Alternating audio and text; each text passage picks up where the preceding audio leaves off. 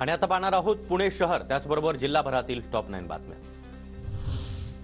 पुण्यावर पाणी टंचाईची गडद छाया। शहराला पाणीपुरवठा करणाऱ्या खडकवासला धरण साखळीमध्ये गेल्या 5 वर्षातील सर्वात नीचांकी पाणी साठा।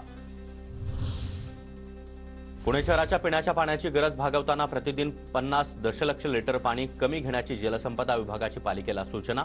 उन्हाची वाढती तीव्रता लक्षात घेता दैनंदिन पाणी कपातीला सामोरं जावं लागण्याची भीती। पुण्याच्या खडकवासला कालव्यावरील 60,000 हेक्टर शेती संकटात। शेतीला पाणीपुरवठा करणाऱ्या धरण साखळीतून उन्हाळी हंगामासाठी केवळ एकच आवर्तन मिळणार।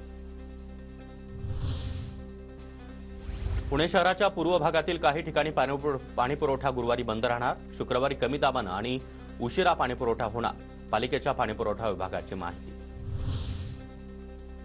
प्रशासनाच्या उदासीनतेमुळे पुण्याच्या राजगड किल्ल्यावर मुबलक पाणी असताना देखील घोटभर पाण्यासाठी जीवघेणी कसरत। गडाचे पहारेकरी पर्यटकांना जीव धोक्यात घालून उंच कड्यावरील कातरखडामध्ये जावं लागण्याची वेळ। पुण्याच्या पानशेतमध्ये जरांगे यांच्या पाठिंब्यासाठी मराठा समाजाचं ठिय्या आंदोलन। एक मराठा लाख मराठा आंदोलकांची घोषणाबाजी। पिंपरी चिंचवडमधील मोशीमध्ये झालेल्या डिफेन्स एक्स्पोमध्ये 1358 कोटी रुपयांचे सामंजस्य करार।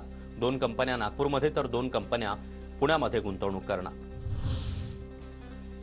पुण्याच्या हवेली तालुक्यातील सोरतापवाडी छापा टाकत 9000 लिटर हातभट्टीची दारू पोलिसांकडून जप्त। पोलिसांची चाहूल लागताच आरोपी मात्र फरार। पोलिसांकडून आरोपींचा शोध सुरू।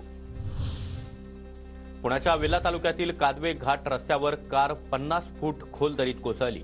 सुदैवानं एका झाडाला गाडी अडकल्यानं मोठा अनर्थ टळला।